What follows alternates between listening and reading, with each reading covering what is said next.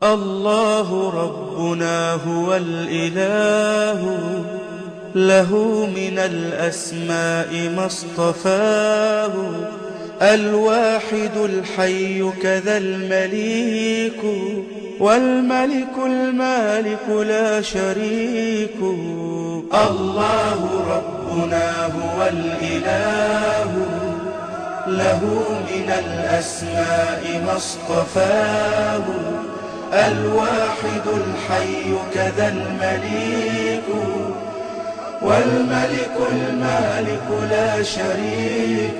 والصمد السيد والمبين، والأحد العظيم والمتين، وإنه الحق العلي الأعلى. السلام علیکم ورحمۃ اللہ وبرکاتہ۔ بسم اللہ الرحمن الرحیم، والصلاة والسلام علی رسولہ الکریم وعلی آلہ وصحبہ اجمعین، اما بعد۔ میرے عزیزو، طلبہ طالبات، ایک علم ہے مجھے کھانا کیسے کھانا ہے، کپڑا کیسے بنانا ہے، سواری کیسے بنانی ہے، گھر کیسے بنانا ہے، سڑکیں کیسے بنانی ہے، جہاز کیسے بنانے ہیں، گاڑیاں، دو لفظوں میں ضروریات زندگی کا علم۔ اس میں آپ، میں اور جانور، پرندے درندے، سانپ بچھو سب برابر ہیں، ایک جیسے۔ بلکہ جانوروں کو ہم سے ایک درجے کی فوقیت حاصل ہے کہ بچہ پیدا ہوتا ہے ماں کے پیٹ سے تو اللہ تعالیٰ کہتا ہے لا تعلمون شیئا، ہم نے تمہیں ماں کے پیٹ سے پیدا کیا، تم کچھ بھی نہیں جانتے تھے۔ انسان کے علاوہ کی مخلوق کو اللہ تعالیٰ کہتا ہے ربنا الذی اعطی کل شیء خلقہ ثم ہدی، رب وہ ہے جو ہر چیز کو پیدا کر کے اسے ہدایت دیتا ہے۔ یہ چونٹی 1 سینٹی میٹر دیکھ سکتی ہے، آپ نے اس کی لائن دیکھی ہے کیسے بناتی ہے، کہاں سے سیکھا ہے اس نے؟ اعطا کل شیء خلقہ ثم ہدی۔ پھر وہ اپنے اندر نیچے گھر کیسے بناتی ہے اور خوراک کیسے اکٹھا کرتی ہے، دانے کو کیسے 4 ٹکڑوں میں توڑ دیتی ہے تاکہ نمی کی وجہ سے اگ نہ پڑے، بارش کی آمد سے پہلے ہی بارش کے آمد کا اسے پتہ چل جاتا ہے، اس کے پاس کون سے سائنسی آلات ہیں۔ یہ میں آپ کو ایک چھوٹی سی مثال دے رہا ہوں کہ انسان کے علاوہ ہر مخلوق انتہائی تعلیم یافتہ ہے۔ آپ شیر کے آگے گھاس رکھو وہ بھوکا مر جائے گا، نہیں کھائے گا۔ بکری کے آگے پلاؤ رکھو، گوشت رکھو، وہ بھوکی مر جائے گی، نہیں کھائے گی، چونکہ ان کے اندر علم ہے کہ گھاس، شیر کہتا ہے میری غذا نہیں، گوشت بکری کہتی ہے میری غذا نہیں۔ یہ وہ ماں کے پیٹ سے کوئی علم لے کر پیدا ہوتے ہیں۔ عقاب کو اڑان اور جھپٹنا اور پلٹنا یہ اللہ نے انڈے سے ہی سکھا دیا ہوتا ہے۔ سانپ کے منہ میں زہر ہے، اسے کون بتاتا ہے؟ مادہ سانپ تو انڈے دے کے چلی جاتی ہے، رکتی نہیں۔ اگر وہ رکے تو سانپ ایک واحد مخلوق ہے جو اپنے بچوں کو خود ہی کھا جاتا ہے، تو اس کو بھی باقی رکھنا ہے تو انڈے دے کے چلی جاتی ہے۔ جب وہ سانپ کے انڈے سے بچہ نکلتا ہے، اسے نہیں پتا میں کون ہوں، میں کیا ہوں، کہاں سے پتہ چلتا ہے کہ یہاں ایک تھیلی ہے جس میں زہر ہے، مجھے یوں ڈسنا ہے اور یوں جھپٹنا ہے۔ یہ میں آپ کو مثالوں سے اپنی بات کی دلیل دے رہا ہوں کہ کس خوبصورت انداز میں کتا بھاگا بھاگا آئے گا، سامنے پانی آئے گا، چھلانگ لگائے گا کیونکہ اسے تیرنا آتا ہے۔ ہرن آئے گا بھاگا بھاگا، پانی دے کے چھلانگ لگائے گا، اسے تیرنا آتا ہے۔ ہاتھی آئے گا بھاگا بھاگا، پانی دے کے کھڑا ہو جائے گا، کبھی اندر نہیں چھلانگے، پہلے وہ اپنا پاؤں اندر کرے گا ایسے، کب پیر لگتا ہے کہ نہیں لگتا۔ جب وہ لگ جاتا ہے پھر وہ اگلا قدم رکھ، کیونکہ اسے پتہ ہے کہ میں تو بوری دی بوری، میں تو ڈوب جاؤں نا لہٰذا وہ ایک دم نہیں چھلانگ لگاتا جیسے باقی جانور چھلانگ لگاتے ہیں۔ تو یہ وہ مثالیں ہیں جن سے میں آپ کو بتا رہا ہوں کہ ہمارے علاوہ سب کے پاس علم ہے زندگی گزارنے کا، اور ان کو یہ فضیلت ہے کہ وہ علم پیدائشی طور پر جانتے ہیں اور اپنے علم کے خلاف بالکل نہیں کرتے۔ اب مار کے رکھ دو بکری کو، آپ اسے گوشت نہیں کھلا سکتے، اور اب مار دو گولی شیر کو، آپ اسے گھاس نہیں کھلا سکتے۔ ہم پیدائشی طور پر جاہل ہوتے ہیں، ہمارے سامنے امتحان ہے، ہم دو علم ہمارے سامنے ہوتے ہیں، ایک غلط علم ہے، ایک صحیح علم ہے۔ ضروریات زندگی میں ایک غلط علم ہے، ایک صحیح علم ہے۔ تو ہم صحیح علم بھی سیکھتے ہیں، غلط علم بھی سیکھتے ہیں، اور صحیح علم سیکھ کر بھی غلط کرتے ہیں۔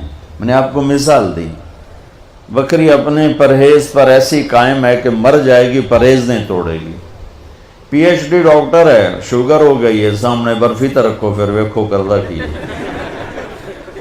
وہ اپنے آپ کو کہے گا ادھی گولی ود کھا لوں، ٹھیک۔ چاہے وہ کوئی M B B S doctor ہے، لیڈی ڈاکٹر ہے، پی ایچ ڈی ڈاکٹر ہے اور لیڈی ڈاکٹر ہے، یہ ہمارے اندر ایک کمی ہے کہ ہم اپنے صحیح علم کے بھی خلاف کرتے ہیں۔ دل کے ڈاکٹر لکھ رہے ہوتے ہیں سگریٹ نہیں پینا، سگریٹ نہیں پینا، آپ اندر بیٹھ کے سوٹا لا رہے ہوں گے۔ یہ انسانی کمزوری ہے۔ تو ایک ہے ضروریات زندگی کا علم، اس میں انسان اور جانور برابر ہیں۔ ایک مچھلی ہے ایل، سانپ کی طرح ہوتی ہے، سانپ۔ اس مچھلی کو انڈے دینے کے لیے صرف ایک جگہ 7 سمندر میں ہے، وہ ہے برموڈا، جنوبی امریکہ کی طرف۔ کراچی سے ایل سفر کرے گی، ساؤتھ افریقہ سے کرے گی، نارتھ امریکہ سے کرے گی، یورپ سے کرے گی، یہ سب وہاں جا کے انڈے دیتی ہیں، اور پورے 7 سمندر میں کہیں ایسا ٹیمپریچر نہیں جہاں اس کا انڈا پروان چڑھے۔ تو اس کو پتہ کون بتاتا ہے کہ تو نے 10,000 کلومیٹر کراچی سے سفر کر کے وہاں پہنچنا ہے؟ کوئی راستے میں سائن بورڈ کوئی نہیں ہے، اور کبھی رات آتی ہے، کبھی دن آتا ہے، کبھی رات آتی ہے، کبھی دن آتا ہے۔ اس اندھیرے میں چلتے چلتے چلتے این وہاں پہنچتی، انڈے دیتی ہے، اور انڈے دے کے زندہ نہیں رہتی، مر جاتی، اس کے بچے پیدا ہوتے۔ اس بچے کو پتہ نہیں ہے کہ میری ماں کراچی سے آئی تھی یا کیپ ٹاؤن سے آئی تھی۔ اس بچے کو یہ نہیں پتا کہ میری ماں بحیرہ عرب سے آئی تھی یا عدن سے آئی تھی یا صومالیہ کے سمندر سے آئی تھی۔ لیکن جب یہ پروان ہو کر یوں پھیلتے ہیں تو میرے رب کی قسم بچو، آج تک ایسا نہیں ہوا کہ کراچی کی ایل بھٹک کے جدے چلی گئی ہو، اور جدے کی ایل بھٹک کے وہ عدن چلی گئی ہو، اور عدن کی ایل بھٹک کے وہ نارتھ امریکہ چلی گئی ہو، اور نارتھ امریکہ والی راستہ گم کر کے وہ ساؤتھ افریقہ چلی گئی ہو۔ ایسا آج تک نہیں ہوا۔ تو اگر ہمارا کمال بھی یہیں تک رہ جائے کہ جہاز کیسے بنانا ہے، گاڑی کیسے بنانی ہے، گھر کیسے بنانا ہے، کپڑا کیسے بنانا ہے، کھانا کیسے بنانا ہے، تو ہمارے جانور میں کیا فرق ہے؟ ایک علم اس سے اوپر ہے، وہ جانوروں کو، مخلوقات کو وہ بھی حاصل ہے، ہمیں ڈھونڈنا پڑے گا، سیکھنا پڑے گا۔ وہ علم ہے جس پر کامیابی ناکامی کا دار و مدار ہے، وہ علم ہے جس پر جنت اور دوزخ کا دار و مدار ہے، وہ علم ہے جس پر اندر کے چین سکون بے سکونی کا دار۔ آج دنیا کتنے نشوں میں چلی گئی، کتنے ڈوب، جتنے ملک ترقی یافتہ ہیں اتنے زیادہ نشوں میں ڈوبے ہوئے ہیں کہ انہیں اس علم کا پتہ نہیں جہاں سے سکون ملتا ہے۔ تو انہوں نے نشوں میں اپنے آپ کو دھکا دے دیا۔ جنید جمشید کے اللہ درجے بلند کرے، میں ایک جگہ بیٹھا تھا، وہاں ٹی وی چل رہا تھا، تو میں نے دیکھا اسکرین پر ایک بڑا خوبصورت نوجوان ڈانس کر رہا ہے، اور اس کے ساتھ 10-12 لڑکیاں ڈانس کر رہے ہیں۔ تو میرے جی میں آتا ہے کہ اسے کون ہدایت دے گا، اور یہ اتنا خوبصورت نوجوان ہے اور اس طرح مر گیا تو اس کا کیا حشر ہوگا۔ یہ مجھے اس پہ ترس آ رہا ہے، اور دل میں خیال آ رہا ہے کہ اس کو تو ہدایت نہیں مل سکتی، کہ جائے گا کون اس کے پاس. 4 مہینے بعد میں کراچی میں ہوں، ایک نوجوان میرے پاس آتا ہے کہ ایک پاکستانی گلوکار آپ کو ملانا ہے. میں نے کہا ملا دو. جب وہ اندر آتا ہے تو وہ وہی ہے جس کو میں سکرین پہ دیکھتا ہوں، جنید جمشید. اس وقت پیک 97، جتنا نام جنید نے میوزک میں کمایا ہے کسی نے نہیں کمایا. جتنا پیسہ، جتنا نام، جتنا فیم، جتنی محبت نسل میں کسی نے نہیں. تو میں نے پوچھا آپ کا نام کیا ہے؟ کہا جی میرا نام جنید ہے. کیا کرتے ہو؟ کہا میرا میوزک سے تعلق ہے. میں نے کہا آپ گاتے ہیں بجاتے ہیں؟ کہنے لگا جی میں گاتا ہوں، دل دل پاکستان میں نے گایا ہے. میں کہا اچھا. میں نے اس سے بات شروع کی، مجھے نہیں پتا میں نے کیا بات کی.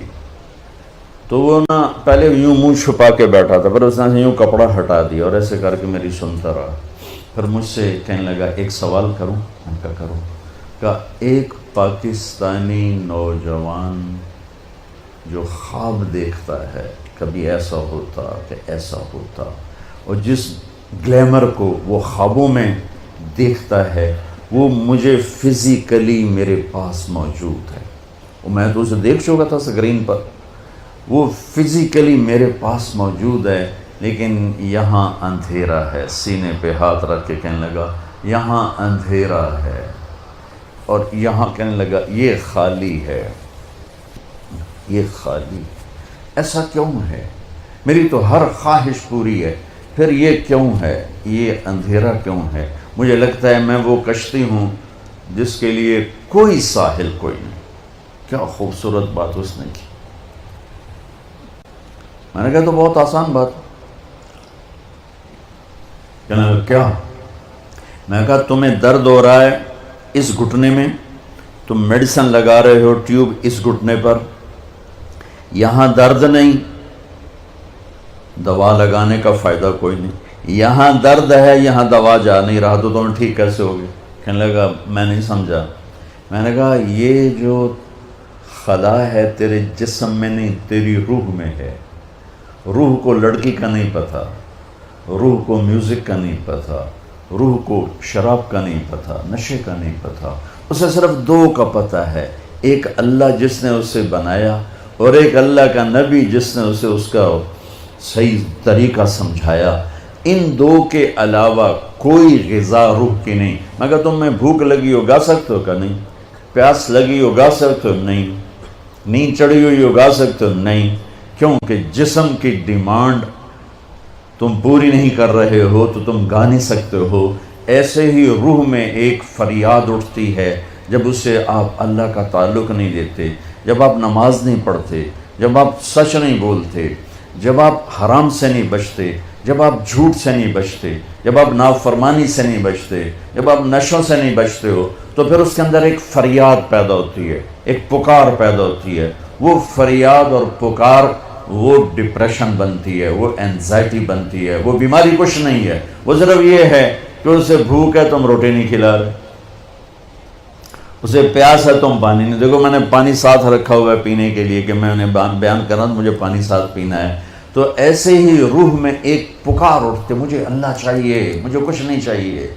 وہی اللہ کی قسم جنت میں بھی جا کر جب اللہ سامنے آئے گا نا تو کسی کو نہ حوریں یاد رہیں گی، نہ کھانے یاد رہیں گے. یا اللہ بس تجھے ہی دیکھتے رہیں، اور کچھ نہیں چاہیے، تیرا دیدار ہو، اور کچھ نہیں چاہیے.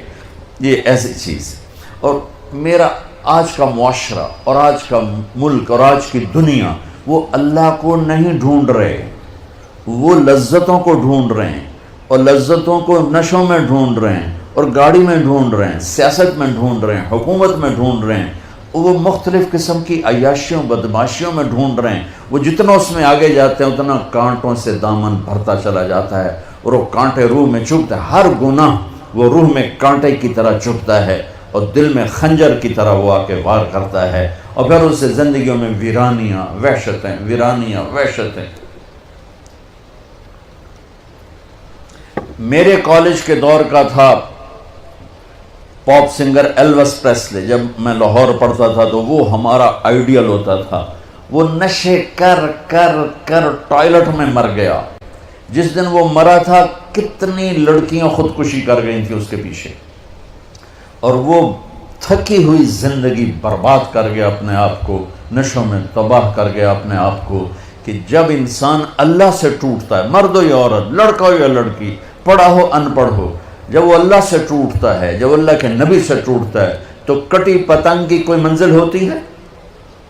جس گاڑی کے چلتے بریک فیل ہو جائیں اس کی کوئی منزل ہوتی ہے؟ پانی جب طوفان بن کے نکلتا ہے تو اس کی کوئی منزل ہوتی ہے؟ میرے رب کی قسم بچوں، اب میرا سرمایہ ہو، یہ سب میرا سرمایہ بیٹھا ہوا ہے، میرا نہیں، یہ میرے دیس کا سرمایہ بیٹھا ہوا ہے. ہم عصر کے قریب ہیں، آپ کی ابھی ظہر بھی نہیں ہوئی ہے. جو کائنات ہے، جو قانون ہے، تو میں چاہتا ہوں کہ میری یہ نسل جنہیں میں دیکھ رہا ہوں، یہ اپنے اللہ کو پہچان لیں، یہ اپنے نبی کو پہچان لیں کہ ایک علم وہ ہے کہ مجھے پیدا کس نے کیا، ایک علم وہ ہے کہ وہ ہے کون، ایک علم وہ ہے کہ وہ مجھ سے چاہتا کیا ہے، ایک علم وہ ہے کہ یہ زندگی کا کارواں کیا ہے، یہ موت کیا ہے، یہ مقصد زندگی کا علم ہے. یہ نہ سیکھا تو سب کچھ گیا. تمہارے جیسے بچے گئے کشتی کی سیر کو، ملا دیہاتی، ایک نے کہا چاچا تینوں فزکس آمدی ہو سکے، پتر نہ ہی آج سنیا، کہ تیری ادھی زندگی برباد ہو گئی. دوسرے نے پوچھا چاچا تینوں کیمسٹری آمدی ہے، کہ پتر میں تو نہ ہی آج سنیا، کہ چاچا تیری ادھی زندگی برباد ہو. تیسرے نے پوچھا چاچا زالوجی آمدی ہے، کہ نہیں پتر پتہ نہیں کی بلا ہے، کہ چاچا تیری ادھی زندگی برباد ہو گئی. دریا میں طوفانی موج آ گئی، کشتی ڈولنے لگی، چاچا بولے پتر وہ تیرنا آمدہ ہے.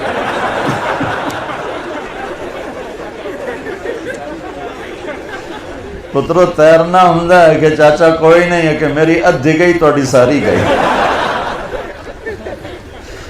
تو بچو تم کامسٹ کی ڈگریاں لے لو یا ہارورڈ کی لے لو یا کیمبرج کی لے لو، آکسفورڈ کی لے لو، اگر اللہ کو نہیں جانا تو اللہ کی قسم ساری زندگی برباد ہو گئی، اللہ کی قسم برباد ہو گئی. کبھی وہ شخص نہ دنیا کا سکون دیکھ سکتا ہے اور آخرت کا تو کیسے دیکھے گا جس نے اللہ کو نہ پہچانا. اس لیے ہمارے اندر ایک علم موجود ہے، قرآن، جس علم کو چیلنج نہیں کیا جا سکا. آج تک میرے رب کا قرآن چیلنج کر رہا ہے، فاتو بصورت من مثلہ، لاؤ اس جیسی ایک سطر لکھ دو، ایک صورت لکھ دو، ایک لفظ دیکھ دو. ساری دنیا میں آج عربی پر پی ایچ ڈی ہو رہی ہے، ریسرچ ہو رہی ہے، کیا کیا تہ تک چلے گئے ہیں، لیکن قرآن کی ایک سطر نہیں کوئی لکھ سکا کہ یہ میرے رب کا وہ کلام ہے جو اس کی زبان سے نکلا ہے اور میرے نبی کے دل پر اترا ہے. انہو لتنزیل رب العالمین، یہ رب العالمین کا کلام ہے. نزل بہ الروح الامین، اسے جبریل لایا ہے، علی قلبک، میرے نبی کے دل پر لایا ہے، لتکون من المنذرین، تاکہ میرا نبی ہمیں سنائے کہ زندگی کا مقصد کیا ہے.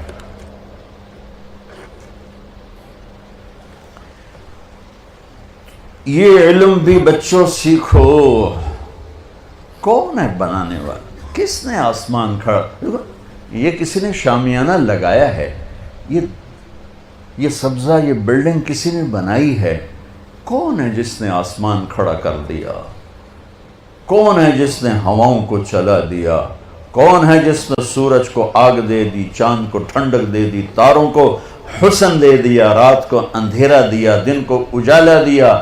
کون ہے جس نے پانی کو روانی دی، ہوا کو تندی دی، زمین کو ٹھہراؤ دیا، پتھر میں سختی رکھی، موم میں نرمی رکھی، شہد میں مٹھاس رکھی، نمک میں کڑواہٹ رکھی، سانپ کے منہ میں زہر رکھا، مکھی کے منہ میں شہد رکھا، مشک، ہرن کے نافے میں مشک رکھا، گائے کے تھن میں دودھ رکھا، پتے کے اندر سے پھل نکالا، میٹھا بھی ہے، نمکین بھی ہے، کڑوا بھی ہے، ترش بھی ہے، قاشے بھی ہیں، پھانکیں بھی ہیں، دانہ بھی ہے، چھلکا بھی ہے، کور بھی ہے، رنگ بھی ہے، روپ بھی ہے، مٹھاس بھی ہے، ذائقہ بھی ہے. کون ہے؟ وہ اللہ ہے. وہ اللہ ہے کہ اس اللہ الذی رفع السماوات بغیر عمد ترونہا، آسمان اللہ نے بنایا، والارض بعد ذلك دحاها. ارے بھائی یہاں سے ہٹ جاؤ، سامنے تم بچیوں کے سامنے آ گیا. والارض بعد ذلك دحاها، زمین کا فرش بچھایا میرے اللہ نے، والجبال ارساها، پہاڑ گاڑے میرے اللہ نے، اخرج منها ماءها ومرعاها، پانی چارہ نکالا میرے اللہ نے، انا صببنا الماء صبا، بارش برسائی میرے اللہ نے، ثم شققنا الارض شقا، زمین کو پھاڑا میرے اللہ نے، فانبتنا فیها حبا وعنبا، پھل پھول غلے نکالے میرے اللہ نے، واللہ اخرجکم من بطون امہاتکم، مجھے ماں کے پیٹ سے نکالا میرے اللہ نے، وَلَقَدْ خَلَقْنَا الْإِنسَانَ مِن سُلَالَةٍ مِن طِينٍ، مٹی سے بنایا مجھے میرے اللہ نے، ثم جعلناہ نطفۃ فی قرار مکین، مٹی سے غذا کو نطفہ بنایا میرے اللہ نے، ثم خلقنا النطفۃ علقہ، اسے جونک بنایا میرے اللہ نے، فخلقنا العلقۃ مضغہ، اسے لوتھڑا بنایا میرے اللہ نے، فخلقنا المضغۃ عظاما، اس میں ہڈیوں کو پرویا میرے اللہ نے، فکسونا العظام لحما، اس پر گوشت چڑھایا میرے اللہ نے، ثم انشأناہ خلقا آخر، پھر یہ شکل دی ماں کے پیٹ کے 3 اندھیروں میرے اللہ نے، الم نجعل لہ عینین، مجھے آنکھیں دی میرے اللہ نے، ولسانا، زبان دی میرے اللہ نے، وشفتین، مجھے 2 ہونٹ دیے میرے اللہ نے، یہ سب کچھ کرنے والا کاریگر وہ ایک اللہ ہے۔ بچوں پہلا علم ہے اللہ کو ڈھونڈو، اللہ کو ڈھونڈو، اللہ کو ڈھونڈو۔ ہاں، ایک بہت بڑا طبقہ آج بھی ہے، پہلے بھی تھا، آئندہ بھی ہوگا، کچھ نہیں، آپ ہی ہے، آپ ہی ہے، آپ ہی ہے، یہ پہلے بھی تھے، آج بھی ہیں، آئندہ بھی رہیں گے۔ شیطان کی طاقت ہے، وہ اپنی طاقت سے اپنی دعوت دیتا ہے، تو ایک بہت بڑا طبقہ ہے۔ لیکن میرے بھائی اللہ، میں قرآن پہلے بیان کر رہا تھا، اب آپ کو اپنے اقبال کے سناؤں، اقبال کو بھی پڑھا کرو، پر اب تو تمہاری اردو ہی ایسی کمزور ہو گئی۔ حد اونچائی 11 فٹ، ٹھیک ہے؟ تو میری اپنی بھتیجی وہ اماں سے کہتی، اماں یہ حداون چائی 11 فٹ کیا ہوتا ہے؟ حداون چائی، حد اونچائی 11 فٹ، حداون چائی۔ ان کو اب اقبال کہاں سے سمجھ میں آئے؟ ماں نے ایسا شاعر جنا ہے کہ نہ عربی میں، نہ اردو میں، نہ فارسی میں، نہ انگلش۔ عربی فارسی اردو کو تو میں نے پڑھا ہے، انگلش بھی پڑھی اللہ کے فضل سے، وہ اب بھول گیا ہوں۔ تو میرا رب کہتا ہے، امن خلق السماوات والارض وانزل لكم من السماء ماء فانبتنا به حدائق ذات بہجہ ما كان لكم ان تنبتوا شجرها اے الہم اللہ، کون ہے جس نے زمین آسمان کو بنایا؟ کون ہے جس نے آسمان سے پانی کو برسایا؟ کون ہے جس نے درخت پھل پھول غلے اگائے؟ اب بھی کہتے ہو اللہ نہیں؟ سبحان اللہ، اب بھی کہتے ہو اللہ کے علاوہ یہ نیچر ہے، نیچر۔ امن جعل الارض قرارا، کس نے زمین کو قرار بنایا؟ وجعل خلالها انہارا، کس نے دریا بہائے؟ وجعل بین البحرین حاجزا، میٹھے کڑوے کو کس نے جدا جدا کیا؟ الہم اللہ، اب بھی کہتے ہو اللہ نہیں ہے؟ اس کو میرا شاعر کہتا ہے، میں اقبال کو ہمیشہ میرا شاعر کہتا ہوں، میرا شاعر کہتا ہے، ہیچ چیزیں خود بخود چیزیں نشد، ہیچ آہن خنجرے تیغے نشد، ہیچ حلوائی نشد استاذ کار، تا غلام شکر ریزے نشد، مولوی ہرگز نشد مولا روم، تا غلام شمس تبریزے نشد۔ کہ دنیا میں کوئی چیز خود بخود چیز نہیں بنتی، ایسا نہیں ہو سکتا کہ لوہا پڑے 1 کروڑ سال کے بعد اچانک تلوار میں تبدیل ہو جائے، ایسا کبھی نہیں ہوتا، ایسا کبھی نہیں ہوتا۔ کوئی ماں کے پیٹ سے حلوائی نہیں بنتا، حلوائی کی دکان پہ بیٹھ کے حلوائی بنتا ہے۔ مولانا روم ایک بہت بڑا نام ہے، یہ فلسفی تھے، فلسفے کے بڑے ماہر تھے، اور فلسفہ تکبر پیدا کرتا ہے جو کہ اللہ سے ہٹا دیتا ہے، تو ان کے علم کا غلغلہ تھا۔ پھر وہ ان کا رخ بدلا، شمس تبریز ان کی زندگی میں داخل ہوئے، ایک اللہ کے ولی، ایک صوفیاء کے بڑے سردار، دونوں پیر مرید ایک ہی جگہ ہیں۔ قونیہ میں گیا تھا، دونوں کے مزار پر اسپیشل حاضری دینے گیا تھا، تو ان کے فلسفے کی دھوم تھی، اور ان کا درس ایسے تھا جیسے آپ بچے بیٹھے ہوئے ہو ایسے، اور سامنے کتابوں کا ڈھیر ہوتا تھا، مسجد کا حوض ساتھ تھا، اور وہ درس دے رہے ہیں، اتنے میں شمس تبریز آتے ہیں، دیہاتی پگڑی ننگے پاؤں، دیہاتی چولا، تو بڑے بھول پن سے امام مولانا روم سے پوچھتے ہیں این چیز یہ کیا ہے؟ کتابیں پڑھیں، یہ کیا ہے؟ تو انہیں یوں دیکھا، جاہل، ان پڑھ، کہیں آس کہ تو نمی دانی، ارے بھائی یہ وہ ہے جو تو نہیں جانتا۔ وہ ایک دم آگے بڑھے اور کتابیں ایسے طریقے سے ان کو یوں دھکا دیا، ساری کتابیں پانی میں جا گریں۔ وہ تیرا بیڑا تر جاؤ نا مرادہ، مروا گتی ہے میں، اب کوئی پریس تو ہے نہیں کہ نکلوں، میرے ہاتھ کی لکھی کتابیں تو انہیں برباد کر دیں۔ وہ پہلے ان کی گالیاں سنتے رہے، پھر ایک دم پانی میں چھلانگ لگائی اور یوں کتاب نکالیں، خشک باہر رکھ دیں، پھر نکالیں اور خشک باہر رکھ دیں، پھر نکالیں اور خشک، ساری کتابیں ایک پانی کے قطرے نے مس نہیں کیا، چھوا نہیں، خشک گرد اڑ رہی تھی، اور سامنے رکھ دیں۔ تو مولانا روم کہنے گئی این چیز یہ کیا ہے؟ کہیں آس کہ تو نمیدہ نہیں، یہ وہ ہے جو تو نہیں جانتا۔ پھر مولوی روم مولانا روم بنے، پھر آج ان کی مثنوی مولانا روم وہ علم ہے جو آج تک کوئی ایسا لکھ نہیں سکا، تزکیے پر، تصوف پر۔ میرے عزیزوں، میرے بچوں بچیوں، اللہ کو پہچانو، اللہ کو پہچانو، اللہ کو پہچانو۔ میرا بنانے والا اللہ ہے، مجھ سے کیا چاہتا ہے؟ یہ موت کیوں دیتا ہے؟ یہ موت کے بعد کیا ہوتا ہے؟ اللہ کی قسم آپ اس علم سے، ابھی مر گیا بیچارہ اسٹیفن ہاکنگ، جو اس نتیجے پر پہنچا جو پہلے نیوٹن نے کہا تھا کہ 4 فورسز اس کائنات کو کنٹرول کرتی ہیں، پھر عبدالسلام ہمارا پاکستانی اور 2 امریکن تھے، انہوں نے اس کو غلط کر کے ثابت کیا کہ 3 فورسز کنٹرول کرتی ہیں۔ اسٹیفن ہاکنگ نے یہ ثابت کیا کہ صرف ایک فورس اس کو کنٹرول کر رہی ہے کائنات کو۔ تو اس سے پوچھا گیا کیا وہ گاڈ ہے؟ کہ نہیں، کیونکہ وہ صرف اپنی عقل پہ کھڑا تھا، اسے قرآن کا پتہ نہیں تھا، اسے نبوت کا پتہ نہیں تھا، تو اسی میں گم ہو کے بیچارہ مر گیا کہ نہیں، پھر سائنس کی ترقی رک جائے گی، اگر گاڈ کا تصور ہے تو پھر سائنس رک جائے گی۔ تو یہ انسانی عقل بس اتنا ہی سوچ سکتی ہے، اس سے آگے انسانی عقل کی نہ کوئی پہنچ ہے نہ پرواز ہے، وہ اتنا ہی ہے جتنا اس نے بتایا۔ میرے نبی کا علم وہاں سے شروع ہوتا ہے جہاں سے کائنات کا علم ختم ہو جاتا ہے، کیونکہ علم آتا ہے دیکھنے سے، علم آتا ہے سننے سے، علم آتا ہے پڑھنے سے۔ دیکھا نا، تو تم ایک کتاب پڑھو تو دوسری نہیں پڑھ سکتے ہو، 2 کتابیں کٹھی رکھ کے نہیں پڑھ سکتے ہو، آگے دیکھو پیچھے نہیں دیکھ سکتے ہو، ادھر دیکھا یہ نہیں نظر آ رہی، انہیں دیکھا تم نہیں نظر آ رہے۔ میرے نبی کی نظر کیسی تھی، آنکھ کیسی تھی؟ اللہ اکبر، نماز پڑھائی، سلام پھیرا، کہ کیوں میرے رکوع سے پہلے رکوع کرتے ہو، کیوں میرے سجدے سے پہلے سجدہ کرتے ہو، جیسے میں آگے دیکھتا ہوں ایسے ہی پیچھے دیکھتا ہوں۔ میرے نبی ضرور آگے نہیں۔ اور ایک ٹائم چھوٹی جی گل ہے، آپ نماز پڑھا رہے ہیں، مصلی پر کھڑے ہوئے، تو آپ نے چلنا شروع کیا، مصلی پہ چلنا شروع کیا اور دیوار کے ساتھ جا کے کھڑے ہو گئے۔ محراب ہماری مسجد میں نا محراب ہوتا ہے، اور مینار، یہ میرے نبی کے دور میں نہیں تھا، صحابہ کے دور میں نہیں تھا۔ عمر بن عبدالعزیز پہلی ہستی ہیں جنہوں نے محراب بنوایا اور مینار بنوایا، اور اب کھڑے ہو کے نماز پڑھا رہے ہیں، دیوار کے ساتھ لگ گئے، پھر یوں پیچھے آنا شروع ہوئے اور مصلی کے کنارے پر کھڑے ہو گئے۔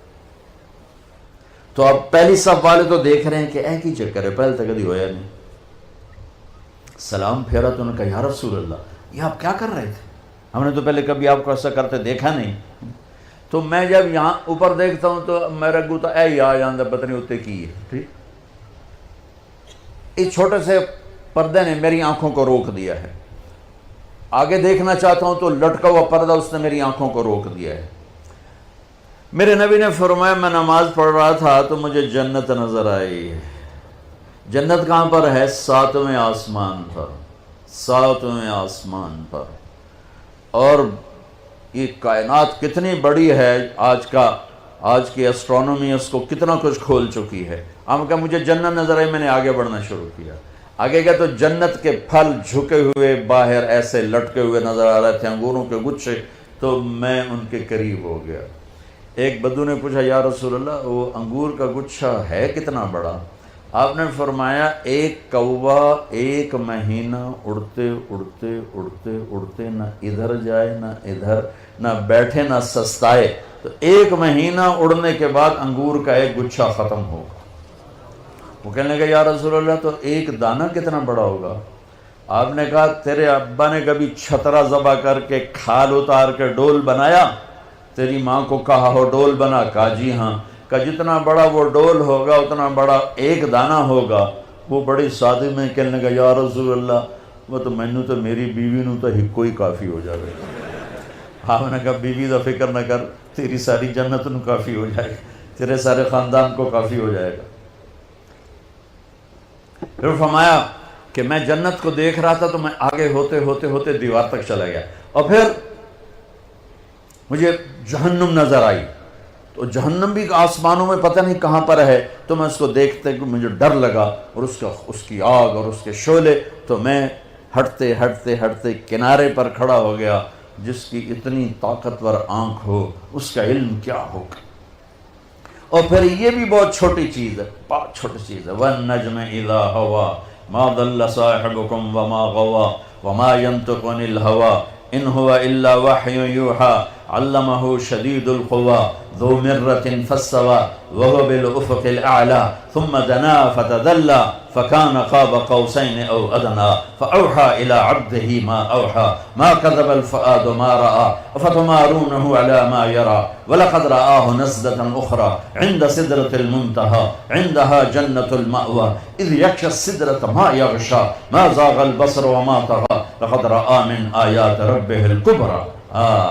میرا رب قسمیں اٹھا رہا ہے کہ میں نے اپنے حبیب کو بلایا، اٹھایا، پہلا آسمان سکڑ دیا، دوسرا، تیسرا، چوتھا، چھٹا، ساتوں آسمان سکڑ دیے، اور یہ عجب دنیا کا واقعہ ہے میرے نبی کا معراج، کہ ساتوں آسمان کے اوپر سدرۃ المنتہا پہ جبریل بول پڑے یا رسول اللہ بس اتنا بھی اوپر گیا تو جل جاؤں گا، پاسپورٹ بھی کوئی نہیں، ویزا بھی کوئی نہیں، آپ جانے آپ کا رب جانے۔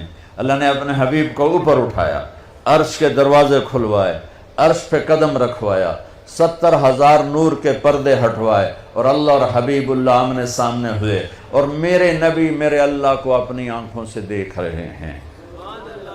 تم اس آنکھ کا انکار کرتے ہو؟ میرا نبی کہتا ہے ان آنکھوں کے ساتھ کہ یہ دنیا مسافر خانہ ہے، تیرا علم کہتا ہے کہ آخرت ہے ہی کوئی نہیں، جو کچھ ہے یہی کچھ ہے۔ میرے نبی فرماتے ہیں کہ اللہ کو راضی کرو، یہ تمہاری معراج ہے، اور آج کا علم کہتا مزے کرو، موج کرو، یہ موج کا جہان ہے۔ کس نے دیکھا ہے مرنے کے بعد ہیہات لما توعدون، کچھ نہیں موت کے بعد، مزے کرو، انجوائے کرو، لائف انجوائے کرو۔ ہاں انجوائے کریں گے، اللہ کو راضی، اللہ کی قسم جو مزے اللہ کو راضی کرنے میں ہیں، نہ کسی نشے میں ہیں، نہ کسی میوزک میں ہیں، نہ کسی نافرمانی میں ہیں، نہ کسی گناہ میں ہیں، نہ کسی بدکاری میں ہیں، جو مزہ اللہ کو راضی کر۔ کیوں میرے نبی کا نواسہ 72 سمیت نیزوں پہ چڑھ گیا؟ کسی کو دھوکہ نہ دے، کسی کو مسلم غیر مسلم کسی کو دھوکہ نہ، سچ بولے، مسلم غیر مسلم سب کے لیے۔ اور مجھ سے پیار کرنے والا وہ ہے جو پڑوسی کے ساتھ اچھا سلوک کرتا ہو، چاہے پڑوسی کیسا ہی کیوں نہ ہو۔ تو میرے عزیزو، ہماری ایک بنیاد ہے لا الہ الا اللہ۔ اللہ کو پہچانو کیسے؟ محمد الرسول اللہ، جناب رسول اللہ صلی اللہ علیہ وسلم کے طریقوں سے پہچانو، ان کو پڑھو اللہ کے واسطے۔ یہ بچیوں سے کہتا ہوں، آپ سے سب سے کہتا ہوں، چونکہ زندگی ڈگری سے نہیں گزرتی، زندگی نبی کے طریقے سے گزرتی ہے۔ میرے نبی کو اللہ نے کلمے کے ایسا جز بنایا کہ قیامت کا دھماکہ بھی اس کو نہیں توڑ سکتا۔ آپ نے معراج میں اللہ سے پوچھا یا اللہ، ابراہیم تیرے خلیل، موسیٰ تیرے کلیم، داؤد کے لیے لوہا نرم، سلیمان کے لیے ہوا تابع، عیسیٰ کے لیے مردہ زندہ، میرے لیے کیا ہے؟ کہا میرے محبوب تیرے لیے یہ ہے کہ قیامت تک تیرا میرا نام اکٹھا ہو گیا ہے، جدا نہیں ہو سکتا۔ لا الہ الا اللہ، آگے بولو، لا الہ الا اللہ، لا الہ الا اللہ۔ یہ بدل سکتا ہے؟ آج آپ کا ایک پرنسپل ہے، ایک ریکٹر ہے، ایک وائس چانسلر ہے، چوتھے 5ویں سال کوئی اور آیا ہوگا تو نیم پلیٹ تبدیل ہو جائے گی، پھر وہ جائے گا نیم پلیٹ تبدیل ہو جائے گی. یہی کچھ پچھلے نبیوں کے لا الہ الا اللہ نیم پلیٹ آئی, آدم صفی اللہ, لا الہ الا اللہ نوح نجی اللہ, لا الہ الا اللہ موسیٰ کلیم اللہ, لا الہ الا اللہ ابراہیم خلیل اللہ, یہ لا الہ الا اللہ عیسیٰ روح اللہ. نیم پلیٹ ادھر گئی, نیم پلیٹ ادھر گئی, نیم پلیٹ ادھر گئی. اب آئے لا الہ الا اللہ محمد رسول اللہ. قیامت کائنات کو توڑے گی, اس جوڑ کو نہیں توڑ سکتی ہے. لہذا جس علم میں جاتے ہو جاؤ, اور اس دن ہم سر اٹھا کے عزت سے چل سکیں گے جب ایک طرف ہمارا اللہ اس کے رسول سے تعلق ہو, دوسری طرف ہماری ڈگری یہاں بنتی ہو. ہمیں باہر ملکوں میں جا کے نہ ڈگری لینی پڑے. ہم علم کسی کی وراثت نہیں. ان قوموں نے جان ماری, اپنا اب بھی کھپا رہے ہیں, اب بھی کھپا رہے ہیں, تو وہ ان کا وہ علم کی پرواز میں ہیں. ہمارے ادارے صرف کاروبار کر رہے ہیں معافی کے ساتھ. ہمارے تعلیمی ادارے صرف کاروباری ہیں, اور تم صرف ڈگری والے ہو. بٹ ڈگری لب جاوے تنخواہ بھی لکھ تو اتے ہی شروع ہوئے. تمہیں بھی پڑھنے کا شوق نہیں, انہیں دینے کا شوق نہیں, تمہیں لینے کا شوق نہیں ہے. تو کوئی بھی قوم اپنا سر اٹھا کے نہیں کھڑی ہو سکتی جب تک اپنے علم میں خود کفیل نہ ہو. جیسے روٹی میں خود کفیل نہ ہو سر نہیں اٹھا سکتے, علم میں خود کفیل نہ ہو سر نہیں اٹھا سکتے. اللہ کی قسم, تمہیں تو اللہ براہ راست دے گا جب تم اللہ اس کے رسول کی اطاعت کرتے ہوئے اپنے علم میں لگے. تمہیں براہ راست اللہ کا علم تمہاری رہنمائی راہبری کرے گا.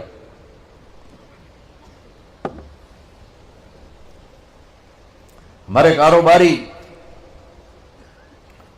ادارے اور تعلیمی ادارے پیسے کے پیچھے. ہمارا ڈاکٹر سفید گاؤن میں بہترین تاجر بیٹھا ہوا ہے, ہمارا وکیل کالے کوٹ میں بہترین تاجر بیٹھا ہوا ہے. اسے یہ نہیں پرواہ کہ یہ مظلوم ہے, اسے یہ نہیں پرواہ کہ یہ گھر بیچ کے بیٹھا ہے. اسے یہ کہ کیس کیسے لمبا کروں کہ فیس اور آتی رہے, فیس اور آتی رہے, فیس اور آتی رہے.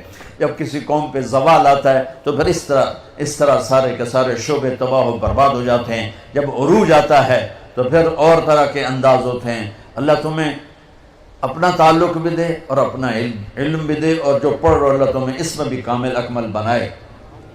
تو اللہ مجھ سے کیا چاہتا ہے؟ محمد الرسول اللہ. اللہ کیا کہتا ہے؟ پوچھو محمد الرسول اللہ. کس چیز سے روکتا ہے؟ پوچھو محمد الرسول اللہ سے. کیا کہنا ہے؟ پوچھو محمد الرسول اللہ سے. ماں سے کیسا تعلق ہو, باپ سے کیسا تعلق ہو, بیوی سے, خامن سے, بچوں سے, استاد سے, بڑے سے, چھوٹے سے. یہ علم یونیورسٹیوں میں نہیں پڑھایا جاتا.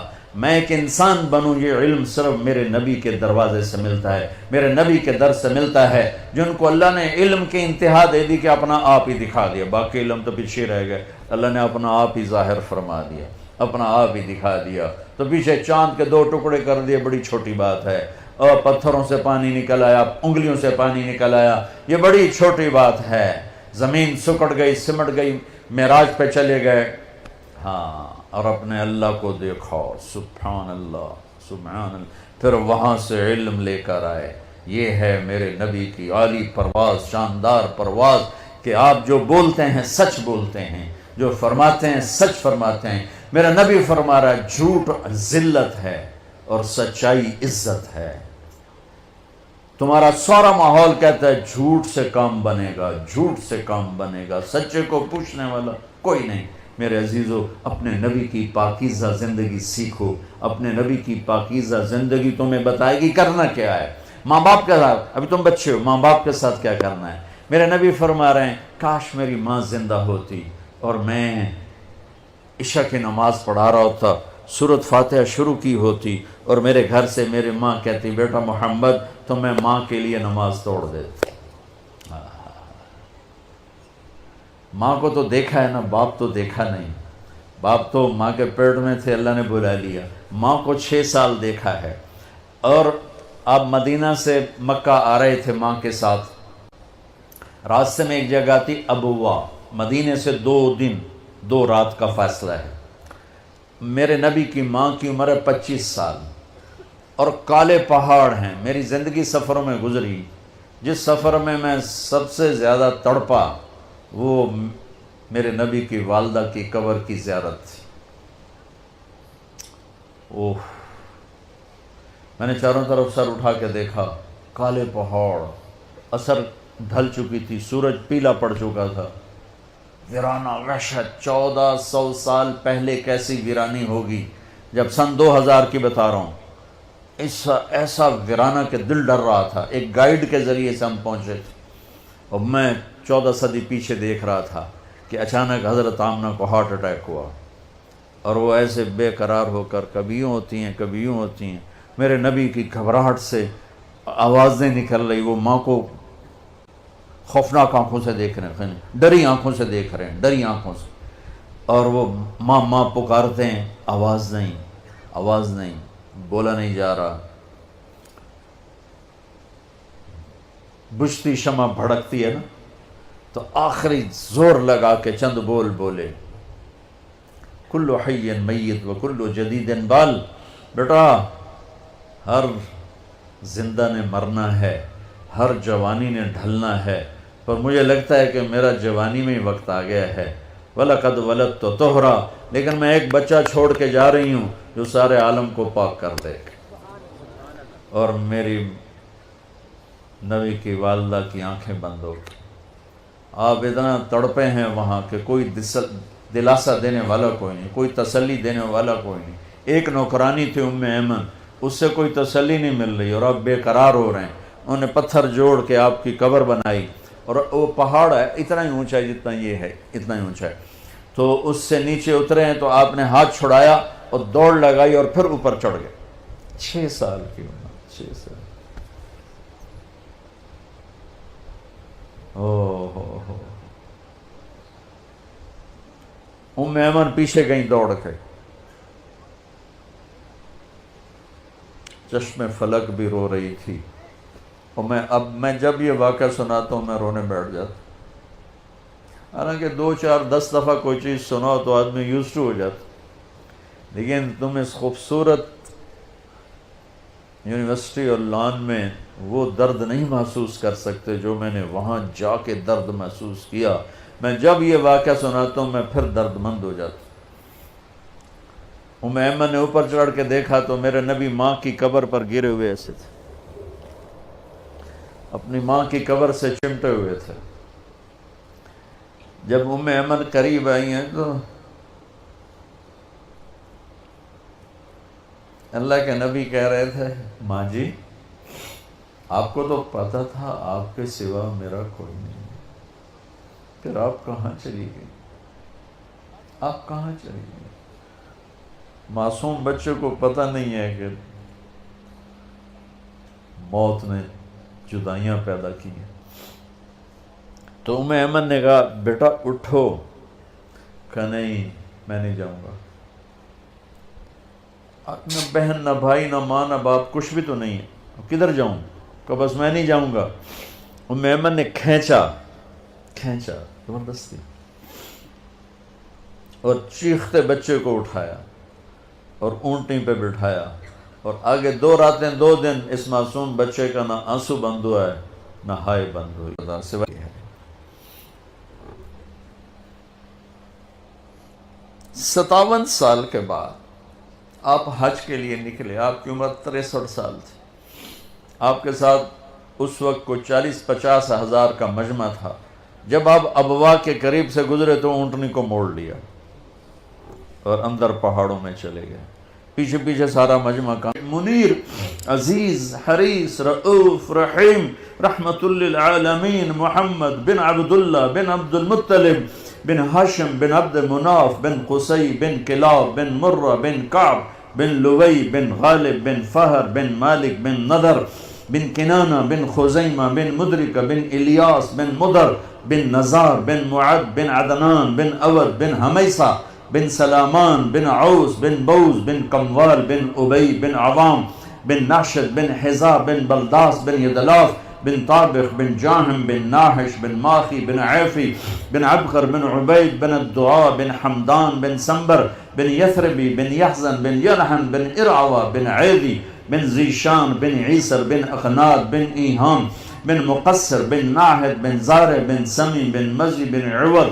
بن عرام بن قیدار بن اسماعیل بن ابراہیم بن آدر بن سروج بن رعوب بن فائد بن عابر بن ارفخشاد بن سام بن نوح بن لامک بن متوشال بن ادریس بن یرد بن ملحل ایل بن قینان بن آنوش بن شیس وبن آدم علیہ السلام. اتنے عظیم نبی جن کا نسب آدم علیہ السلام تک محفوظ ہو. ساڑھی چوتھی پیڑھی تو بات سنو پتہ ہی کوئی نہیں کون ہے.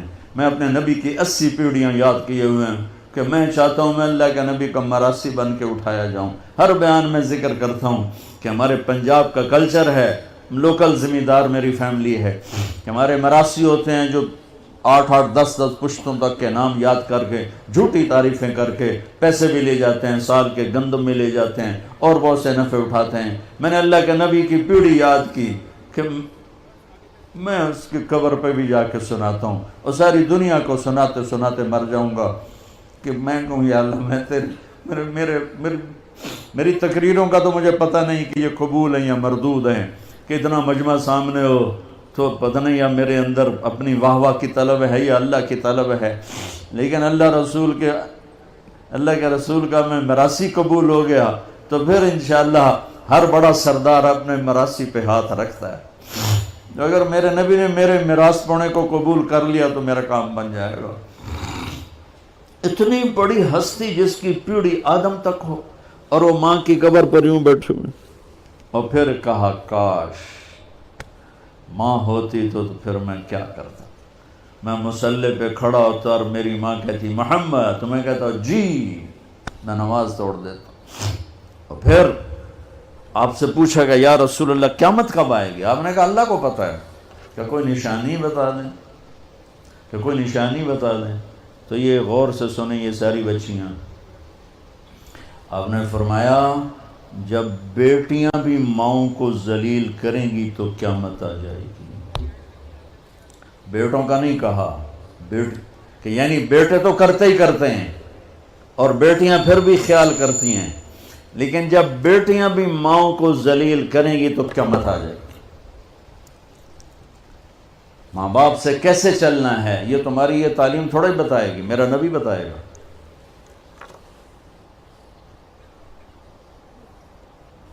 بہن بھائیوں کے ساتھ کیسے چلنا ہے یہ تعلیم تھوڑے بتائے گی, تو میرا نبی بتائے گا. میرے نبی کے در سے یہ خزانہ ملتا ہے کہ آپ ایک اچھے انسان نظر آؤ. یہ خزانہ در مصطفیٰ سے ملتا ہے اور کہیں سے نہیں ملتا. عرب میں بیٹیوں کو زندہ دفن کیا جاتا تھا. میرے نبی نے فرمایا جس کو اللہ نے 3 بیٹیاں دیں اس نے ان کو ڈولی میں بٹھایا تو جنت میں یوں ہو جائے گا. سبحان, یعنی یہ میں ہوں اور یہ میرا امتی, 3 بیٹیاں. اللہ ایک صحابی کا بھلا کرے, کہنے کہ یا رسول اللہ جو 3 نہ ہوں 2 ہوں. کا کوئی نہیں, جو 2 کو ڈولی بٹھائے گا وہ بھی ایسے ہی ہوگا. ایک کا اللہ بھلا کرے, کہنے کہ یا رسول اللہ 1 ہی ہو, اگاں کام میں کوئی نہ ہوئے. پھر آپ نے کہا جو 1 کو ڈولی میں بٹھائے گا وہ بھی جنت میں یوں ہو جائے. 10 بیٹوں کی شادی کرو, 10 بیٹوں کی شادی کرو, 10 بیٹوں کی شادی کرو, اجر ہے, جنت کا وعدہ کوئی نہیں. 1 بیٹی کو ڈولی میں بٹھا دو تو میرا نبی کہتا ہے جنت نہیں, یوں ہو جائے گا, یوں ہو جائے گا. یہ زندگی کون سکھائے گا؟ میرا نبی سکھائے, میرے نبی سکھائیں. ہمارے تو پورے ملک میں بیٹیوں کے لیے وراثت میں کوئی حصہ نہیں, سب کچھ بھائی کھا جاتے ہیں. اور ہمارے زمینداروں میں بڑا ظلم ہے, نوکرانیوں سے جلی انگوٹھے لگوا کے زمین پہ قبضہ. اور وہ بہنیں بھی اتنی صبر والی ہیں, وہ چپ کر کے سہ جاتی ہیں, ایک لفظ نہیں بولتی. کبھی کبھی کہیں کوئی آواز سننے کو ملتی ہے کہ کوئی کیس کوس کروا لیے, ورنہ وہ بیچاری صبر سے کڑوا گھونٹ پی کے چلی جاتی ہیں. میرے نبی نے بیٹیوں کی وراثت رکھی, میرے رب نے بیٹیوں کی وراثت رکھی. اور وراثت نہ دینا بیٹی کو, بہن کو, یہ اتنی بڑی چوری ہے جتنا کسی گھر میں جا کے چوری کرنا, کسی بینک میں جا کے ڈاکہ ڈالنا. میں نے جن استاد محترم سے قرآن پڑھا, تفسیر پڑھی, میں ان کے پاس شہد کی بوتل لے کر گیا. وہ 10 روپے کی شہد کی بوتل آتی تھی, لیکن میرے تو 10 پیسے بھی نہیں لگے تھے. اپنا جو میرے آموں کا باغ تھا اسے اتروا کے لے گئے. میں کہا استاد جی آپ کے لیے شہد لایا ہوں. کہاں سے لائے ہو؟ میں نے کہا جی میرے اپنے باغ کا ہے. میرے والدین زندہ تھے اس وقت. میں نے کہا جی میرے اپنے باغ کا ہے. اب میرے استاد کا سوال سننا. فرمانے لگے تیرے باپ نے اپنی بہنوں کو زمین میں سے حصہ دیا تھا؟ یعنی جو میرے دادا کی زمین بنتی ہے اس میں میرے باپ اور بہنیں اور میرے باپ اور ان کی بہنیں، یہ میری پھوپھیاں، اگر میرے باپ نے زمین میں سے حصہ دیا ہے تو یہ بوتل کا شہد حلال ہے، اور اگر نہیں دیا ہے تو یہ حرام ہے، میں نہیں لوں گا. یہ تھا سوال کا منشا. مجھ سے فرمانے لگے تیرے باپ نے اپنی بہنوں کو حصہ دیا تھا؟ میں نے کہا جی اللہ کا لاکھ لاکھ شکر ہے میرے باپ کی بہن ہی کوئی نہیں. شکر اس لیے میں نے کہا کہ ہوتی تو کوئی نہ دیتے، رواج نہیں تھا. کہنے کہ اچھا تیرے دادا نے اپنی بہنوں کو حصہ دیا تھا؟ میں کہا جو حضور میں حالی اسے جمعہ ہی کوئی نہ ہو، میں نے نہیں پتا دیتا ہے کہ نہیں دیتا. میرے جمن تو بعد دے سوال کرو، میرے جمن تو پہلے دے نہ کرو. یہ شریعت بیٹیوں کو یہ حق دیتی ہے، بہنوں کو یہ حق دیتی ہے. جس نے 2 بیٹیوں کو ڈولی میں بٹھایا جنت واجب. جس کی بیٹیاں کوئی نہیں، بیٹی نہیں ہوئی، ادھر جیسے میرا یعنی میرے جو دادا تھے ان کے کوئی بیٹے، 2 بھائی تھے صرف، میرا باپ اور میرا تایا، بس 2 بھائی تھے، ساری وراثت ان کی تھی. لیکن اللہ نے دو بیٹیاں نہیں دی، 2 بہنیں دے دیں. اس نے اپنی بہنوں کو بیٹیوں کی طرح پالا اور شادی کی اور ڈولی میں بٹھایا، اور جو باپ کی طرف سے حق بنتا ہے ان کے گھر پہنچایا. تو میرا نبی نے فرمایا کہ جنت میں داخل ہو گیا، وہ جنت میں داخل ہو گیا. قیامت آ گئی. تھوڑا کھاؤ، کم کھاؤ، کھانے کے لیے نہیں پیدا ہوئے ہو. زندہ رہنا ہے کھانے کے لیے، اس کے لیے کھا. میرے نبی نے فرمایا سب سے بدترین برتن جسے آدمی بھرتا ہے وہ پیٹ ہے. تمہاری رات کو دعوت ہو تم دوپہر کا کھانا چھوڑ دیتے ہو کہ رات ہی کھول کے کھاواں گے. تو تباہی کھانے کی پھیرتے ہو، ساتھ صحت کی تباہی بھی پھر جاتی. سادہ غذا کھاؤ، ساری زندگی بڑھاپے میں بھی صحت مند رہو گے. یہ ڈرنکس، یہ فاسٹ فوڈ، یہ جنک، یہ سب تمہاری تباہی کا سامان ہے.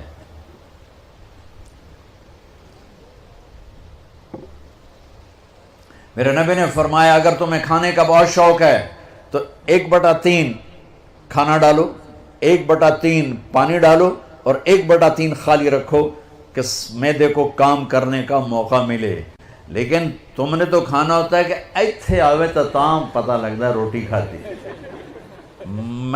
میں دبئی میں تھا تو ایک یہ جو ہوتے ہیں ڈائٹیشن، وہ میرا دوست تھا، تو مجھے چارٹ بنا کے دینے لگا. کہنے لگا یہ ہے یہ اور آپ نے کھانے کے ساتھ پانی نہیں پینا. میں نے کہا وہ تو سنت ہے کھانے کے ساتھ پانی پینا. کا اوہو مولانا معاف فرمائیں، اصل میں ہمارے مریض وہ ہیں جو یہاں تک کھاتے ہیں، تو جب وہ یہاں تک کھاتے ہیں تو ہم ان کو روکتے ہیں پانی نہیں پینا. لیکن اگر آپ سنت کے مطابق کھاتے ہیں پھر تو پانی ضرور پینا. میں نے کہا اگر میں سنت کے مطابق نہ کھاتا تو میرا پیٹ ایتھے ہوندا، میں تو کرسی تو اگوں پہ ہومڑا ہے، پیٹ میرا میز پہ ہوتا، میں ایتھے ہوندا تو ہن تک میں بس کر گیا ہوندا.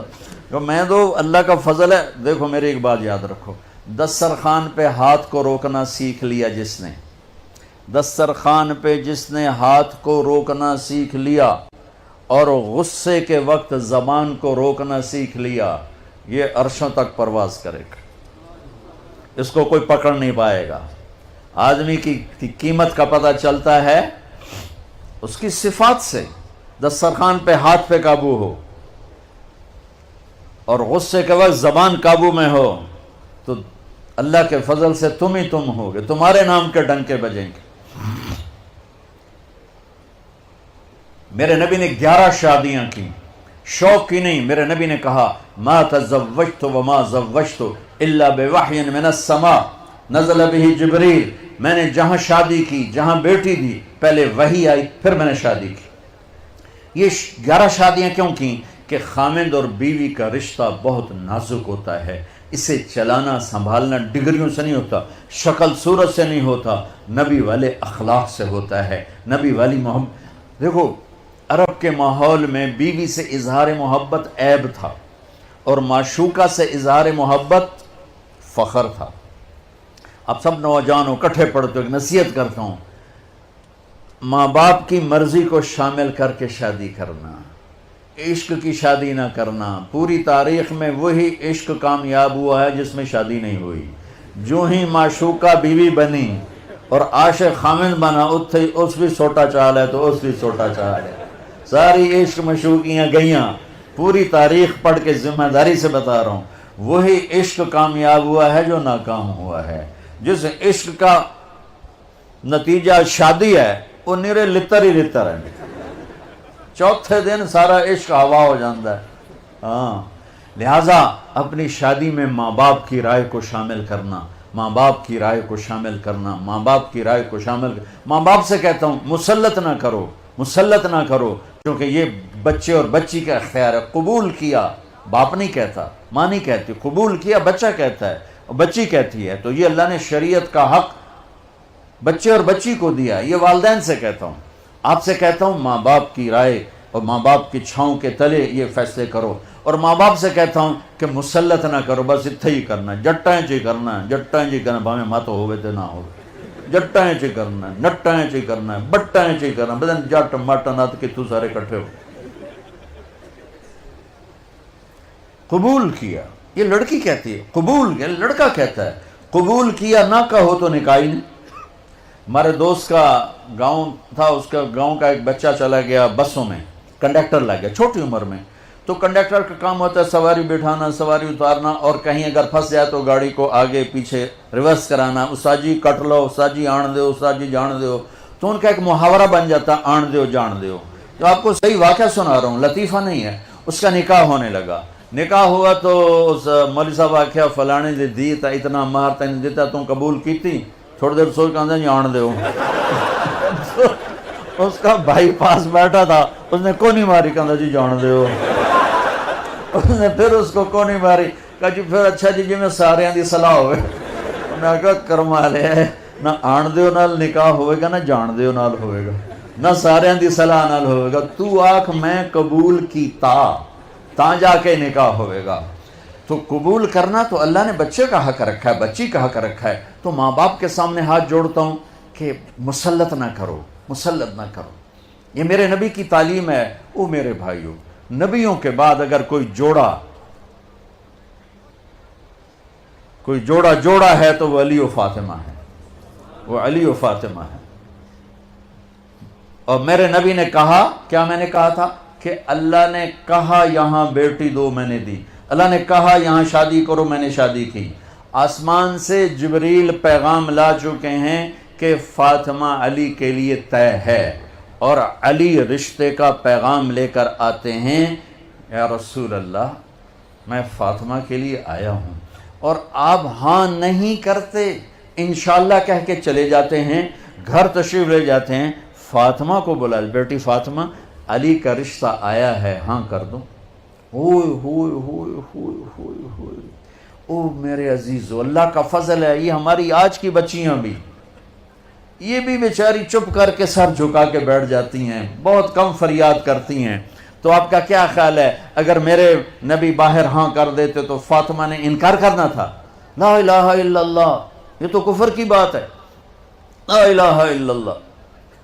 لیکن اللہ کی قسم امت کو سمجھانے کے لیے، بیٹی فاطمہ علی کا رشتہ آیا ہے، ہاں کر دوں۔ ہاں تو آسمان سے ہوئی پڑی۔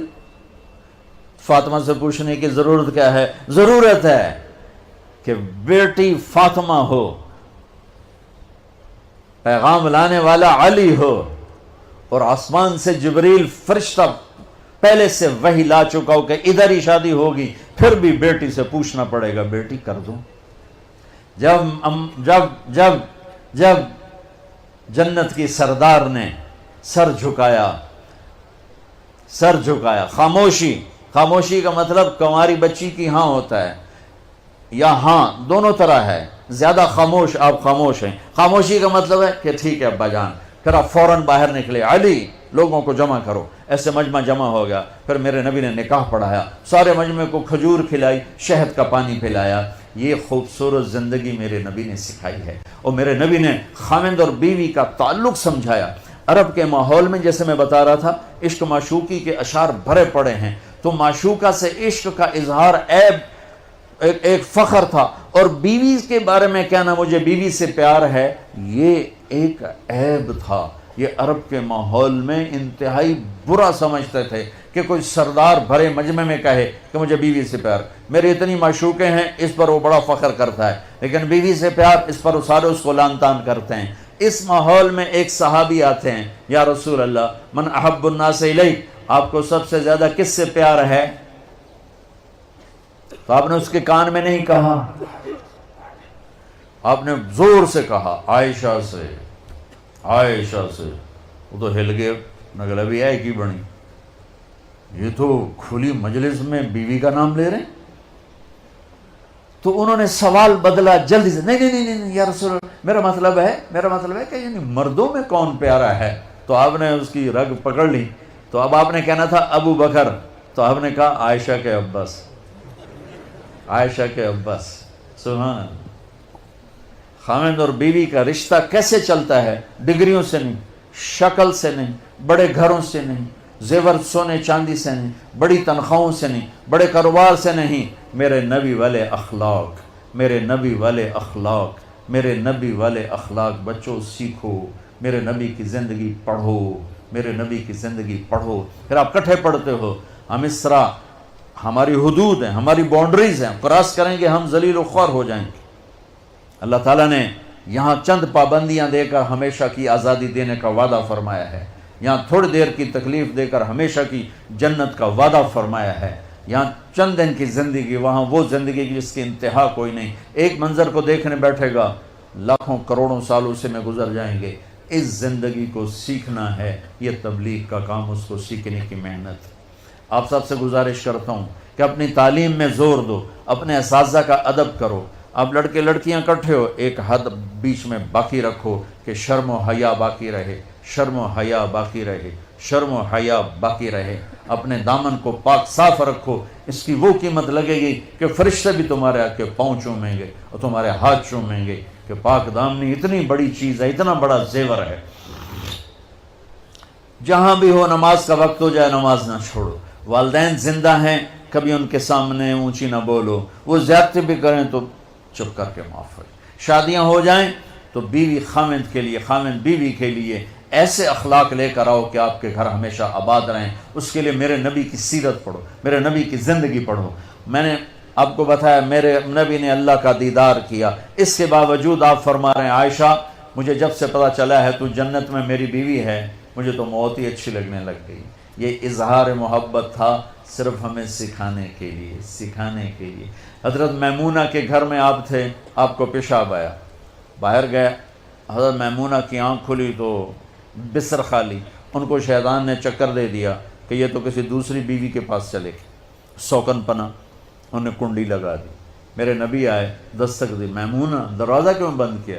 کہا مجھے چھوڑ کے دوسری بیوی کے پاس کیوں گئے؟ کہنے لگے ارے اللہ کی بندی میں کہاں گیا، میں تو پیشاب کرنے گیا تھا.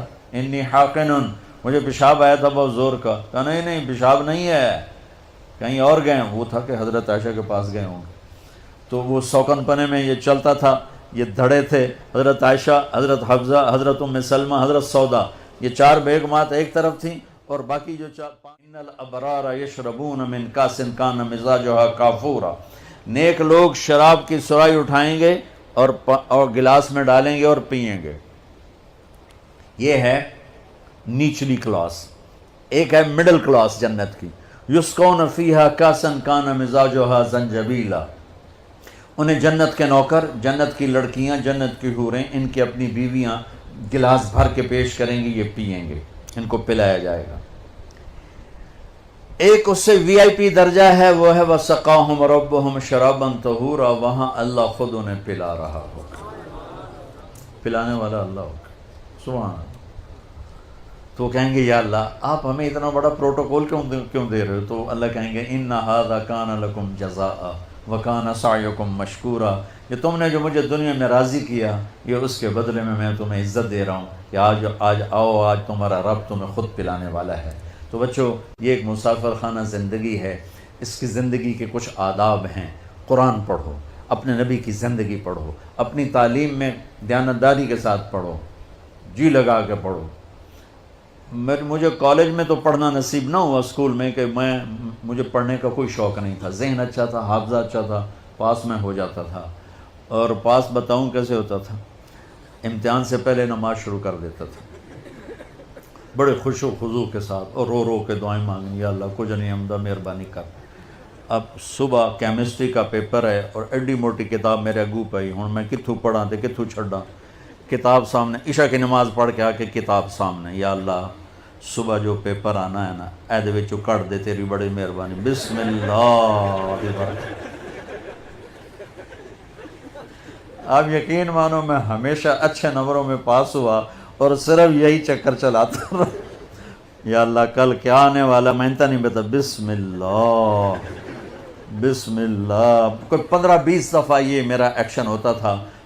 جو نکل آتا 5-10 صفحے ادھر پڑھے، 5-10 صفحے ادھر پڑھے، رٹا میں لگاتا نہیں تھا، ذہن میرا اچھا تھا، میں پڑھتا تھا، مجھے یاد ہو جاتا تھا. یعنی آپ اندازہ لگاؤ بھائی، جو کلاس کا جو انچارج ٹیچر ہوتا ہے، اگر کوئی بچہ پوزیشن لے تو وہ خوش ہوتا ہے کہ میرے سیکشن کا بچے نے پوزیشن لی. سینٹرل ماڈل سکول اس وقت ایک ماڈل سکول تھا پورے پنجاب کا، اور بہت اس کا ہائی میرٹ تھا. 2 سکول معیاری تھے اس وقت، ایک سینٹ اینتھنی اور ایک سینٹرل ماڈل. اس میں 8ویں کلاس میں میں سکول میں سیکنڈ آیا. ٹھیک ہے، اب میرے ٹیچر کو تو پتہ ہے میں تو پڑھتا ہی نہیں ہوں، اور وہ خوش ہونے کی بجائے کہ مجھے پیش کرتا، بھائی ماشاءاللہ ہمارا بچہ پورے سکول میں سیکنڈ آیا، مجھے بلا کے یہاں سے کان مروڑا، اوے تو پڑھتا تو ہے نہیں، تو سیکنڈ کیوں آیا ہے، تو نقل ماری ہے. میں کہا استاد جی نے بسم اللہ پڑھی. تو تم ایسے پڑھائی نہ کرو، پڑھائی کے ساتھ انصاف کرو اور اپنے ٹیچرز کا ادب کرو، اللہ سے علم مانگا کرو. علم بہت بڑی دولت ہے. پیسے تو ہر کس و ناقص کے پاس ہیں، علم ہر ایک کے پاس نہیں ہے، چاہے وہ دین کا ہے چاہے وہ دنیا کا ہے، وہ قابل عزت ہے، قابل احترام ہے. اپنی قوم کو اگر عزت کے معیار پر لانا چاہتے ہو تو ایک تقوی اختیار کرو، ایک اپنے علم میں جان لگاؤ، تاکہ تم ریسرچر بنو، ڈگری والے نہ بنو کہ بس تنخواہ لگ جاوے تو نوکری لگ جاوے. ایسا نہ ہو، بلکہ تمہارے اندر علم کا جذبہ اٹھے. اور اس سارے مجمع میں آپ سارے، یہ بچیاں بیٹھی ہیں، آپ بیٹھے ہو، اب سارے نوجوانوں کو آپس میں کھٹبٹ بھی ہوگی، ٹھاٹھیا بھی ہوگا. اگر کسی سے نہیں بولتے ہو تو میں ہاتھ جوڑتا ہوں، ہاتھ جوڑتا ہوں، اٹھ کے صلح کر لینا، اٹھ کے گلے لگ جانا. اللہ کو پسند نہیں 2 مسلمان آپس میں لڑے ہوئے ہوں. اللہ کو پسند نہیں 2 مرد 2 عورتیں، 2 بچیاں 2 بچے آپس میں وہ نفرت کرتے ہوں. یہ اللہ کو پسند نہیں ہے. تو یہ میں تمہارے سامنے ہاتھ جوڑتا ہوں، ان بچیوں کے سامنے بھی ہاتھ جوڑتا ہوں. کسی سے لڑے ہوئے تو صلح کر لینا، معاف کر دینا. اللہ معافی کو پسند کرتا ہے. تم بھی معاف کرو گے، اللہ تمہیں معاف کرے گا. اور چھٹیوں میں آپ سے کہہ رہا ہوں، آپ موقع ملے تو تبلیغ میں وقت دینا، انشاءاللہ آپ کو بہت نفع ہوگا. نیت کرتے ہو سارے بھائی؟ درود شریف پڑھو. اللہم لک الحمد کما انت اہلہ وصلی علی محمد کما انت اہلہ وفعل بنا ما انت اہلہ انک اہل التقوی و اہل المغفرہ. یا اللہ یہ ہمارا سرمایہ زندگی ہے، یا اللہ یہ ہمارا سرمایہ زندگی ہے. یا اللہ انہیں تو تقوی نصیب فرما، نیکی نصیب فرما. اس ادارے کو میں نے جو کچھ سنا ہے، بہت عالی شان علمی ادارہ ہے. یا اللہ اس میں ایسے ایسے علم کی شکلیں ان کو سجھا جو کبھی کسی پر نہ کھلا ہو. کائنات کے چھپے ہوئے علم ان پر منکشف فرما. یا اللہ زمین کی، فضا کی، ہوا کی قوتیں ان پر ظاہر فرما. یا اللہ آج تک پوری امت وہ باہر سے علم لے کر پڑھ رہے ہیں، یا اللہ ان کو ایسے ٹیچر دے، ایسے شاگرد دے، ایسے استاد دے جن کا علم ان کے سینے سے ابلے، جن کا علم ان کے سینے سے ابلے. یا اللہ ایسا علم انہیں عطا فرما. اور یہ یا اللہ یونیورسٹی بن چکی ہے اور یہ بہت بڑا ادارہ بن چکا ہے، اس لفظ کی ان کو لاج رکھنے کی توفیق عطا فرما.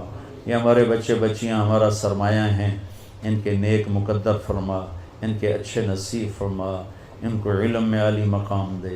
جب ان کی شادیاں ہوں تو زندگی کے اچھے ساتھی مقدر فرما اور زندگی کو خوشیوں سے بھر دے. ان کو اتنے عالی اخلاق دے میرے مولا کہ جو بھی ان کے ساتھ چلے، جن کے ساتھ یہ چلیں، وہ ان کے لیے دعائیں دیں اور ان کے لیے اپنی نظریں بچھائیں، ان کے لیے محبت کے پھول پیش کریں. یا اللہ ان بچوں کی زبان سے گالی کو نکال دے، غصے کو نکال دے، جھوٹ کو نکال دے. یا اللہ طعنے طنز تشنیع کو نکال دے، ٹونٹنگ کو نکال دے. ان کی زبانوں میں مٹھاس بھر دے، سچائی بھر دے، صداقت بھر دے۔ یا اللہ پوری ہماری نسل جو کالجوں میں یونیورسٹیوں میں پڑھ رہی ہیں ان سب کو تو علم کا شوق دے اور اداروں کو علم دینے والا بنا۔ یہاں جتنے ٹیچر پڑھا رہے ہیں، جتنے پروفیسر پڑھا رہے ہیں، یا اللہ ان سب کو اپنے غیب سے علم لدنی عطا فرما اور انہیں بچوں کو دینے والا بنا، بچوں کے لیے شفیق مہربان باپ کی طرح بنا اور بچوں کو نیک اولاد کی طرح بنا۔ یہاں کے کام کرنے والے، پہرے دار، مالی، جو بھی یہاں ہیں یا اللہ ان سب کو اپنی قدرت سے نواز دے۔ جیسے اس یونیورسٹی کا تو نے ظاہر خوبصورت بنایا، علاقہ خوبصورت بنایا، یہاں علم کو بھی حسین بنا دے، خوبصورت بنا دے، اور اس مقام پر اس کو پہنچا کہ جیسے اب ہمارے بچے کوئی لندن جاتا ہے، کوئی نیو یارک جاتا ہے، کوئی آسٹریلیا جاتا ہے، یا اللہ وہاں کے بچے یہاں پڑھنے آنے والے ہوں۔ یہ منظر ہمیں دکھا دے کہ ہمیں یا اللہ جیسے تجھ سے مانگتے ہیں کہ ہم اپنی ہر چیز میں خود کفیل ہوں، ہمیں علم میں بھی خود کفیل فرما، ہماری یونیورسٹیوں کو علم میں خود کفیل فرما، ہماری اس نسل کو اس کا ذوق اور شوق دے کہ یہ علم میں خود کفیل بنے، یا اللہ سر اٹھا کے چلنے والے بنے۔ میرے مولا میرے دیس کی حفاظت فرما، یہ فتنوں میں گھرا ہوا ہے، اندر بھی دشمن چھپے ہوئے ہیں، باہر بھی دشمن ہیں، یا اللہ ہم بے بس ہیں بھیڑ بکری کی طرح۔ میرے مولا مدت ہوگی اس ملک کو معصوم بچے ذبح، دھماکوں میں ذبح، یا اللہ بیچارہ ریڑھی والا صبح ریڑھی لگاتا ہے کہ شام کو بچوں کی روٹی لے کر جاؤں گا، میرے مولا اس کی تو بوٹی بھی واپس نہیں جاتی، اور اس کے بچے ماؤں سے پوچھتے رہ جاتے ہیں کہ ہمارے باپ کو کس جرم کی سزا ملی ہے۔ مسجدیں تک میں ہماری محفوظ نہیں۔ تیرا لاکھ لاکھ شکر ہے تو افواج پاکستان کو اپنے خزانوں سے بہت اعلیٰ جزائے خیر عطا فرما، جنہوں نے جان ہتھیلی پہ رکھ کر صفائی کی۔ میرے مولا ہم اس سے بھی زیادہ امن کے طلبگار ہیں کہ ہمارے گھر محفوظ ہوں، ہمارے بازار محفوظ ہوں، ہمارے گراؤنڈ محفوظ ہوں، ہماری مسجدیں محفوظ ہوں، ہمارے دفتر محفوظ ہوں۔ یا اللہ ہماری حکومتی مشینری ہمیں دیانتدار نصیب فرما۔ بددیانت، رشوت خور، دھوکے باز، فراڈی لوگوں نے اس ملک کو پارا پارا کر دیا، چور چور کر دیا ہے۔ یا اللہ ایسے ناسوروں کو یا تو ہدایت دے دے یا ان پر اپنی پکڑ اتار دے، جو صرف اپنے پیٹ کے لیے کروڑوں انسانوں کے منہ سے نوالا چھین لیتے ہیں، صرف اپنی اولاد کے لیے جو لاکھوں کروڑوں اولادوں کو میرے مولا سڑک پہ لے آتے ہیں۔ ایسے ناسوروں سے میرے دیس کی حفاظت فرما، ہمارے اداروں کو دیانتداری سے مزین فرما، سچائی سے مزین فرما، سود سے پاک نظام تجارت عطا فرما، نظام کاروبار سود سے پاک عطا فرما۔ یا اللہ ان کے جن بچوں کے والدین زندہ ہیں ان کو والدین کی ٹھنڈک بنا اور انہیں ان کی ٹھنڈک بنا، اور جن کے والدین قبروں میں چلے گئے ان کے درجات کو بلند فرما، ان کو عالی مقام نصیب فرما، جنت الفردوس مقام فرما۔ یعنی ان بچیوں کا آنے والا ہر دن خوبصورت بنا دے، ان بچوں کا آنے والا ہر دن خوبصورت بنا دے۔ جب ان کی زندگی کے رشتے جڑے ہیں تو یا اللہ انہیں خوبصورت زندگی عطا فرما۔ یا اللہ ان جتنے بھی اس میں شریک ہوئے ہیں سب کے اٹھے ہوئے ہاتھ اپنے دل میں کیا کیا وہ لیے بیٹھے ہیں، کھڑے ہیں، سب کی حاجات کو پورا فرما، سب سے راضی ہو جا۔ وصلی اللہ تعالی نبی الکریم، آمین۔ السلام علیکم ورحمۃ اللہ وبرکاتہ۔